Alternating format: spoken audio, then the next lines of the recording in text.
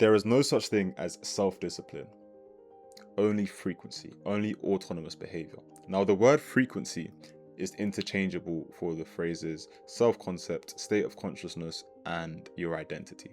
Your frequency isn't any specific hertz, all right? It's not something that is quantifiable, and I'll get into that later. First, for you to understand what it is that I'm talking about, for you to understand how it is that one can come to this conclusion, you need to understand the true nature of reality, the triune nature of reality. First of all, reality is not what you think it is. Physical reality is an illusion. And when I say illusion, I mean in the idea that it is not what it seems. Not in the idea that it is fake. The world around you is very fucking real, okay? Very fucking real. So don't play around with it, okay? Anyway, cool. First, you have the spiritual plane. This is where your soul resides and also your connection to God. Now, the spiritual plane is beyond the scope of reality selection, so I'm just going to leave that for now. After the spiritual plane, you have the mental plane. The mental plane is where your subconscious mind resides, and your subconscious mind holds your frequency / identity / state of consciousness. And then finally, you have physical reality, which is the illusion.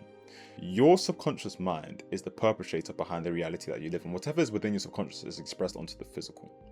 Physical reality that you see around you, right? It only constitutes visible light. And visible light is the lowest level on the electromagnetic spectrum, meaning that scientifically, this is corroborated by science, scientifically, you only see 0.0035% of reality, meaning that there are invisible forces at play here which you cannot perceive. Now, moving on, you understand the triune nature of reality and where your frequency resides and your subconscious mind.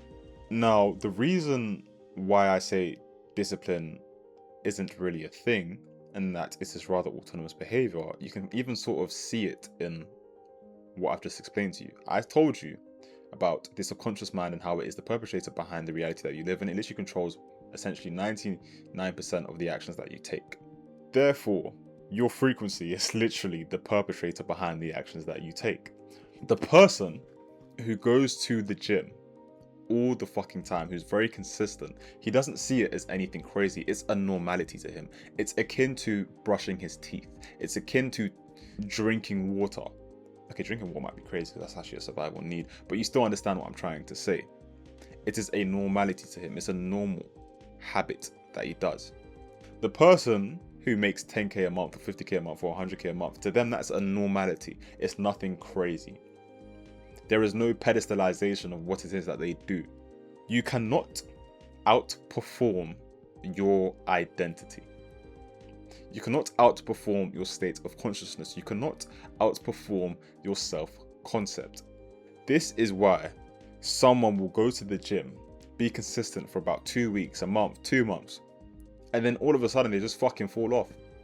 Maybe in 3 days and then they just fall off. It is simply because their identity, their self-concept, their frequency is not a gym lad. It's not someone who goes to the gym consistently. It's not someone who enjoys the gym consistently. Now, before we move on onto how you can utilize this information practically, I need to explain to you what your frequency is.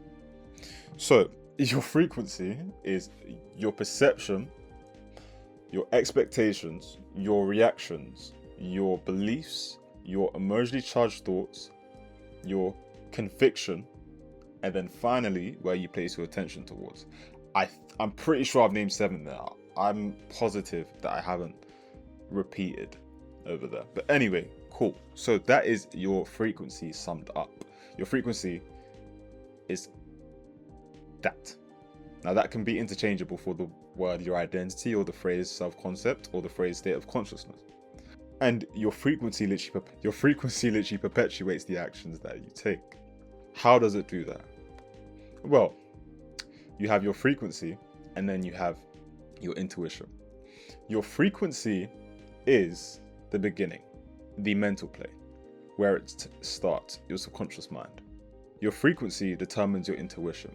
The word intuition stems from the 2 words inner and guidance. Your intuition then creates compelling thoughts, or thoughts that make you want to take action. And then that action you then take proceeds to be given a substantial amount of energy to the point where it actually has a lasting effect on reality. You cannot take an action in the realm of fitness while being in the frequency of unfitness. You cannot take an action in the realm of wealth while being in the frequency of poverty. So, therefore, there's no such thing as self-discipline. It is simply just frequency and autonomous behavior. It is simply just identity and compelling thoughts that compel you to take certain actions. That is all that it is. Now, with that information in mind, how can we use it practically? Because that's the point of this video, to use the information practically. That's the point of all my videos, really. That's the point of my channel, really, practical information. Because, you know, around here we don't like to intellectually wank or masturbate, alright? We don't like to intellectually wank, alright? Cool. So, first of all, we've got to utilize the fact that the subconscious mind only speaks one language, and that is the language of emotion. And we've got to utilize the fact that the subconscious mind cannot distinguish between imagination and reality. How can we do this? It's simple, really. First, understand when your subconscious mind is most impressionable. You have 4 different brainwave states. The first one is beta.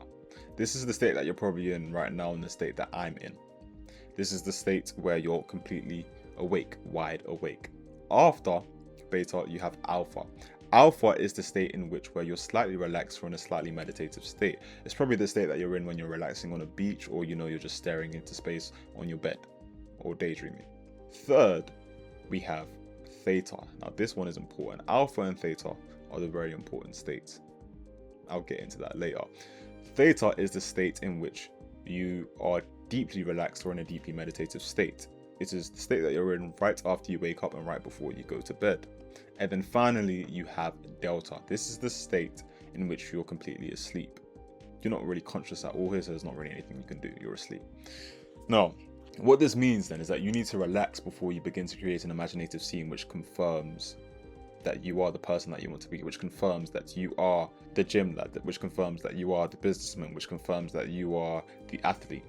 And then naturally, as a result, you'll begin to take action within the realm of that identity, within the realm of that frequency. Because like I said before, you cannot take an action in the realm of fitness while being in a state of consciousness of unfitness. You cannot take an action in the realm of wealth while being in a state of consciousness of poverty. That is all. Oh, I accidentally hit my mic there. So what you're going to do is you're going to either sit down or lay down to relax. Now, once you're relaxed, what you do is you create an imaginative scene which utilizes 2 or 3 of your physical senses. You want to utilize your physical senses so you can make the scene as vivid as possible, so that you can make the scene as believable as possible, and so you can make the scene actually generate emotion. Now, a simple use case example for this is, cool, you want to be someone who is disciplined in the gym. A simple thing to manifest, or a simple imaginative scene, is you having a good physique, because you having good physique is telling of, you can't get a good physique without going to the gym and pushing weight and eating well. Cool. So that's your imaginative scene. Find someone that would be happy for you, that would be ecstatic to see that you now have a great physique after, I don't know, maybe you got bullied in school for how bad your physique was, or maybe, I don't know, someone made fun of you for your physique or whatever. Or it could be a scene where you look in the mirror and you're finally confident to see what you see.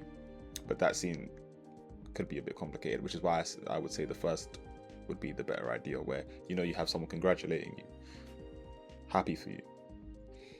Now, loop that scene until you feel no emotion anymore.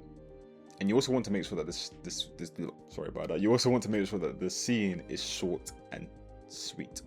Loop that scene until you feel no emotion anymore, and then after that, stop.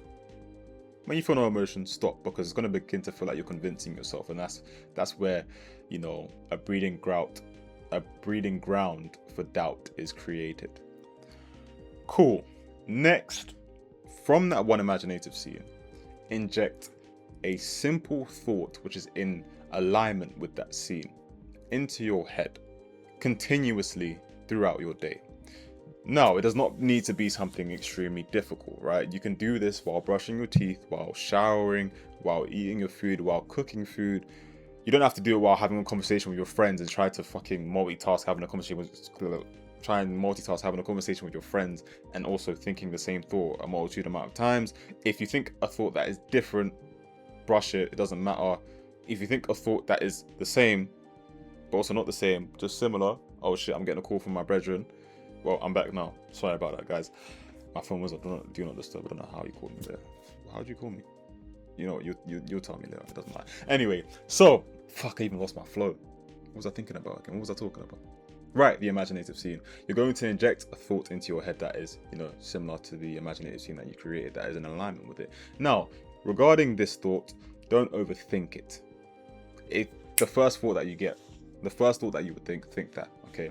And also at the same time, if you think a thought which is not the same but similar, and you want to go ahead with that thought, yeah, you can go ahead with that thought as long as the thought is similar in nature. For example, this use case is you having a good physique, and the first thought that you thought was, oh, I have a great physique now. I knew I was going to get a good physique. I'm so happy I have a good physique. Those three thoughts, right? As long as you're thinking something within the realm of that nature, even if the thought changes later on, you don't have to overthink about it, because that's one thing that I felt, that's a trap that I fell into. I would think one thought and then, I don't know, I had this tendency to overcomplicate things. I would think one thought and then think another thought which was similar but not the same, and then think, oh shit, am I doing this wrong? Maybe I should continue with the same thought, blah blah blah. And then those are all, they're just instances for doubt to creep in, because self-doubt, it loves to, to sprinkle a little salt just on wounds that aren't even there. But anyway, cool. After you're done with that, you're done. Really, that's all that you have to do. And something else that you should do on top of that is a simple just measuring of your progress and understanding of your journey, right? And what I mean by that is, I already told you the 7 keys of frequency, what your frequency really is: your perception, your expectations, your reactions, your conviction, your emotionally charged thoughts, where you place your attention. I always forget the last one because I'm always trying to remember the one that I've missed. Anyway, you understand regardless, because I've said it like 3 times now in this video. So ask yourself, were my perceptions in alignment with someone living in that reality? Was my expectation in alignment with someone living in that reality? Was my attention in alignment with someone living in that reality? That is simply the question that you have to ask yourself. And if it wasn't, how can I then change it? It's simple like that. Because your belief about changing your expectations and your reactions and your perception and your emotionally charged thoughts is also very important. Because if your beliefs about changing keys of your frequency is that it's going to be difficult to do it, then it's going to be difficult to do it. So how you change your belief about it? It's simple. You just decide to believe something else. Yeah, it probably sounds a bit counterintuitive, not difficult enough, not complex enough, but the truth is, simplicity is the highest form of sophistication. This was said by Leonardo da Vinci. Because we tend to overcomplicate things due to thinking that what is more complex is what is better, due to thinking that if you're able to understand complex concepts, then it means that you're smarter, or you have some sort of, it's basically just intellectual ego, all right? And what you need to understand is that in the case of information that you're trying to use practically, simplicity is key. Keep it simple. Always keep it simple. Now, that is really it for this video. Thank you for tuning in, and I will see you guys next week. Bye bye.